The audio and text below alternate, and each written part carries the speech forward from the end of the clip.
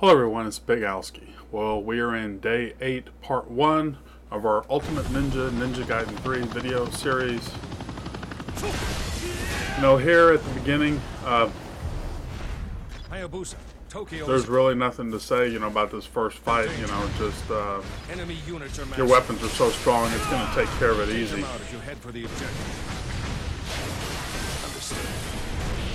So just make sure you jump out of the way of the explosion. Again, nothing complicated here. It'd be nice to have those weapons earlier on fighting this stupid thing.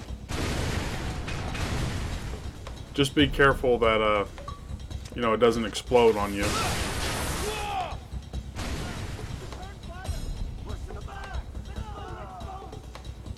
But if you notice when those guys come running towards you, the military guys that are up there, they just fall over. These guys don't even hit them or do anything, but they just fall over dead. So that's a great military. No wonder they got their asses kicked.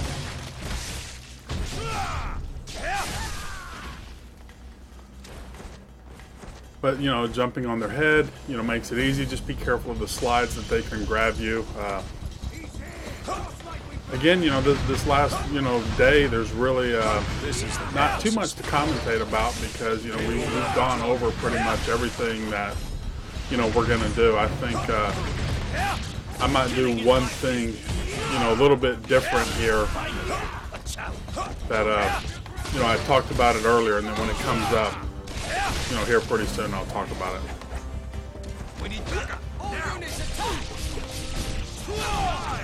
Now, Blade have narrated him to just, get him bloody, and I, went to the side to see if I could,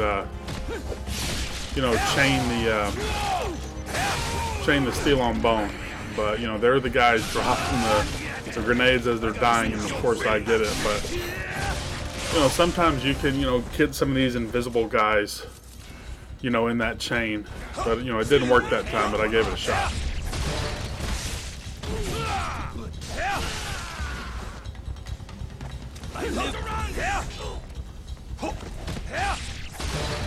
Now there are a bunch of invisible guys around, but I want to, take care of the guys I can see. Now here's what I was talking about earlier, throwing a shuriken so you can see them, and then, you can jump and flying swallow them, once it shows them. I have a hard time getting the distance on that, so, I don't mess with it too much. I like to stay aggressive, but if you can learn to get that distance down, it makes these guys really easy to kill. I mean, throw one shuriken and then flying swallow is about as easy as it would get, but I can't do it, so.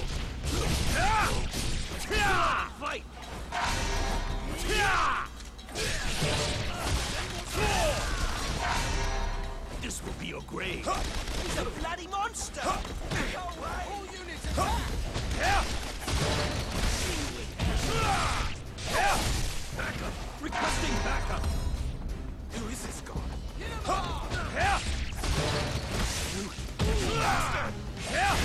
Drown him. What? If you notice, I never really take the chance or use the the steel on bone with the dragon sword too much. It's good, it's quick, if you could get it down. I think some of the guys to do it consistently do X, X, Y, B to, stun them, then slide into them, and then steel on bone. But again, that's too many moves for me. Again, always trying to get that OT just in case.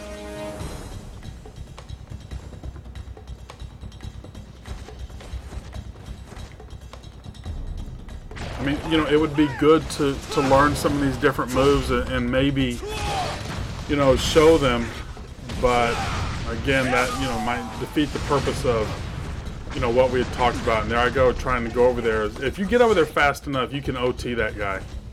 But, it kind of defeats the purpose of our video of just, doing what we have to do to get through, Ultimate Ninja.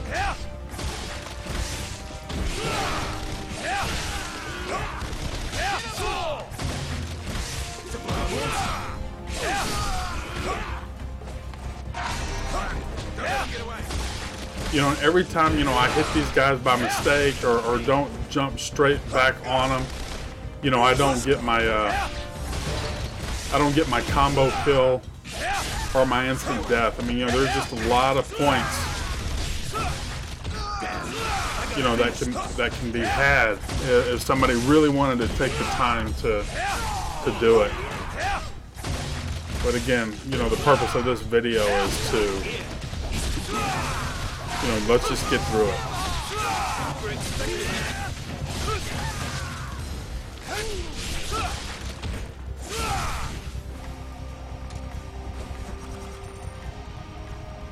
Now, something I'm going to do, it's not a, you know, I didn't record from like save to save. I'm kind of, you know, it's going to be, you know, off a little bit. So, you know, I think in the last video I kind of did, you know, save to save, or from ship to ship to ship, you know, something kind of logical. But this is going to be, you know, a little bit different from that, just because of, you know, the time between some of the saves and some of the fights between the saves. Again, maybe the scythe with the steel on bone, you know, in order to get more points. But I can't tell you how many times, you know, I've been jumped on by these guys or grabbed, you know, whenever they did the little spiky run around move like they're doing there. And you know, it just sucks when you think you're doing good and then they just grab you and there's nothing you can do about it. So I just said, I'm just going to stick with the dragon sword.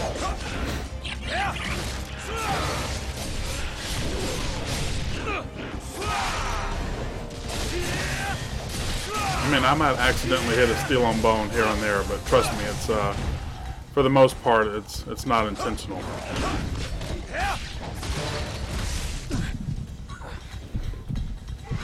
Now, for some reason, I thought that fight was supposed to be a lot longer, and maybe, you know, I killed the, you know, the brute monkey ape dude a little too fast. I don't know, but it seemed a lot longer before.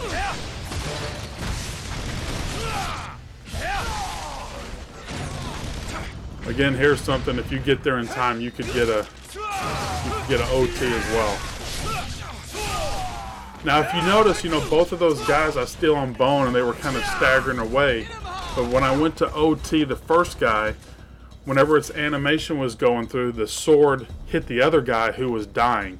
And then that, you know, killed him right away.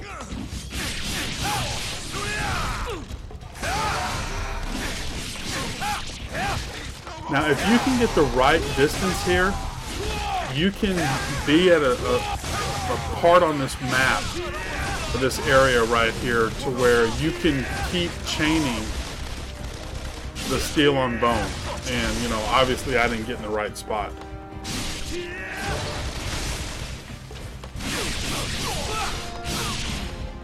Stop it!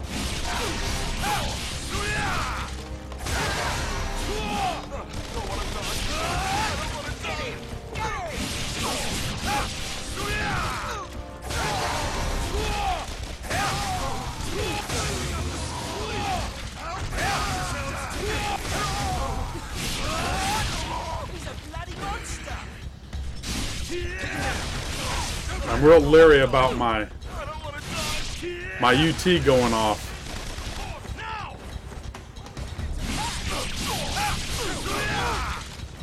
But I'd rather, you know, steel on bone these guys versus, you know, doing the UT.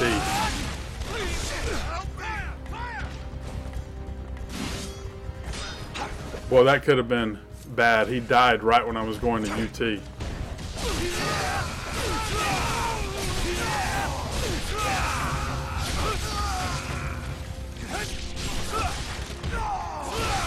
And then that's the reason why I decided to go ahead and UT, just so, you know, something bad wouldn't happen. Again, if I was really worried about points,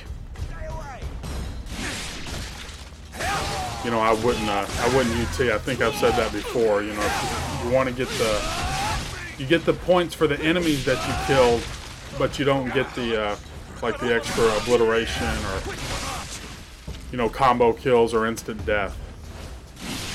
And that stuff really adds up.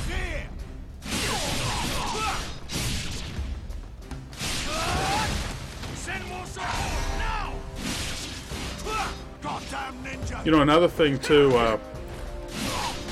you can usually throw a shuriken. See how, boy, they're always dropping those things. But you know, you can throw a shuriken to see where the guys are, or you could also, you know, shoot an arrow, jump up and shoot an arrow, and that, you know, reveals, you know, some of the guys' location. You can sit there and push down on the right thumbstick, you know, to sense the proper path. And you know, if you throw a shuriken, that'll target, you know, wherever you're going, I believe. I don't use that stuff too much, but it is beneficial, and you can, you know, watch some other people's videos that, you know, that go through this. I believe Iconoclast, he has some great, you know, videos out there on YouTube, and Kokoro Master, or I'm not sure how to say his name, but he has another Ninja Gaiden Ultimate Ninja walkthrough, you know, series as well. You know, neither one of those guys do commentary, but you know, you can watch a combination of all three of our videos and you know, get some really good, useful, and helpful tips.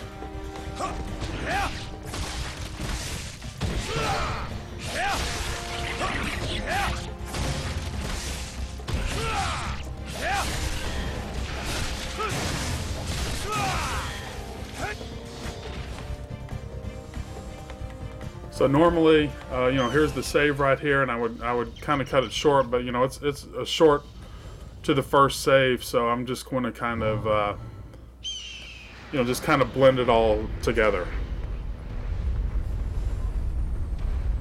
or you know, blend the saves,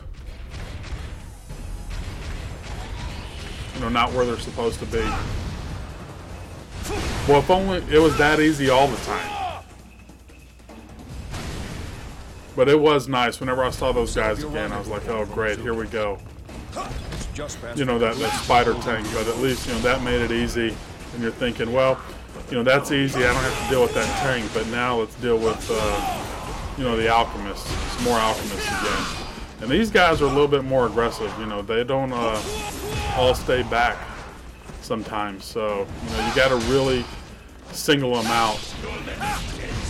One of the, again, the moves that I'm not sure if I got knocked out of that, but that you can do, and again, it's something that I have a hard time with, is the running Y with the claws. And if the second Y picks the guy up, you can Azuna drop him with XY. But again, you know, I have a hard time doing that. You know, but again, that's another one of the moves, you know, that's beneficial, you know, to learn. And I think some of the other guys, you know, videos show some of that stuff.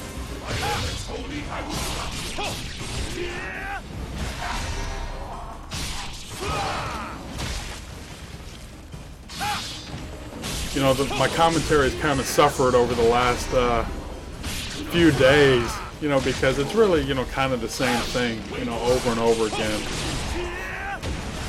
Again, you know, I could, you know, people could say, well, you know, don't play it that way, you know, change it up. But, you know, for the 80th, 1000th, millionth time, you know, our goal is to just get through this. So, sorry if it's a little boring and repetitive, but in a way, you know, that's almost kind of how you have to play it, unless you have like super godly ninja skills. You know, I don't have those,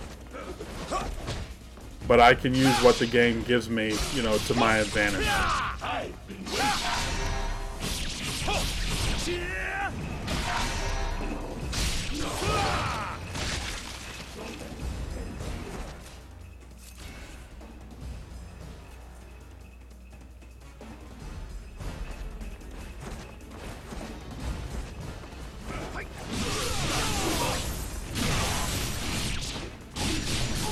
So here, you know, I'm going to chain a lot of the 360s. You know, it breaks the alchemist shields, and it also weakens the ninjas up.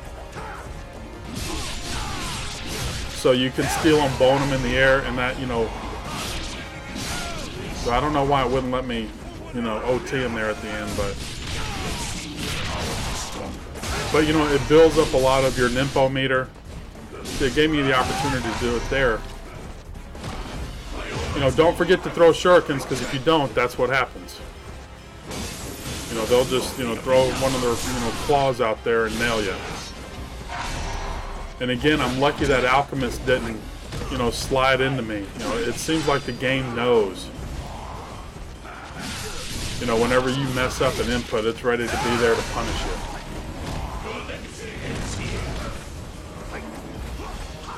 Again, if you get a little overwhelmed, you know, run away and kind of regroup a little bit and then go back into it.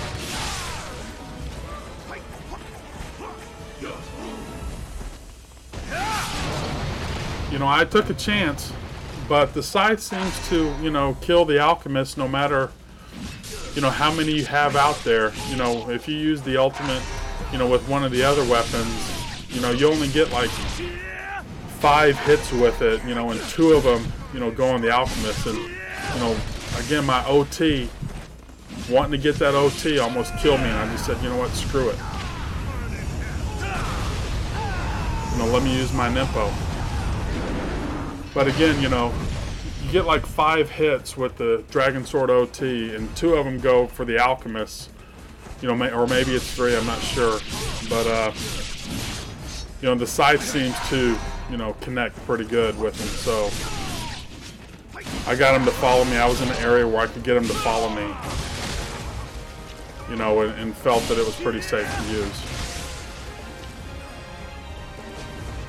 But, you know, taking those chances sometimes for points, you know, it's just something I can't help not doing, you know. But obviously people don't have to do any of that, and just play it, you know, the safest way to get through it. But that's going to be it here. This is the end of, you know, part 1, and we'll see you in part 2.